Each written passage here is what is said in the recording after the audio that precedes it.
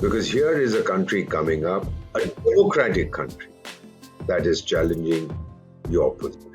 Now, the West, the United States, Britain, and France, and to some extent Russia, before all this nonsense about Ukraine, they could have turned around and said, listen, we are all great Democrats and these Chinese chaps are terrible fellows, so let's gang up against them. But India is a democratic country. So how do you gang up against India? We share the same values.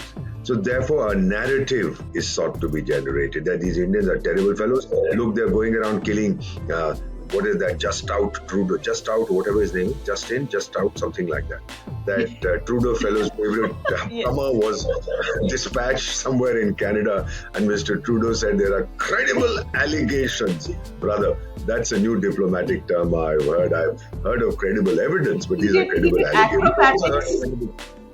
Yeah, absolutely. We've also heard of credible allegations that Shri Trudeau is dumb. He's absolutely, he's, I would use very strong language, he's an ass. We've heard credible allegations. Now, whether it's true or not,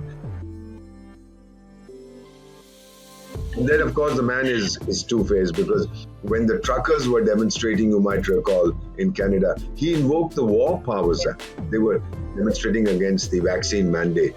And he sent in his chaps and he said, arrest these fellows. He himself disappeared. His father, so-called father, although there's dispute about his biological father, he had also invoked the War Powers Act when there was a possibility of secession by Quebec. He sent in his tanks to crush the movement. This was many years ago. And at that time, he had said, Canada has to decide whether it wants to be or not to be.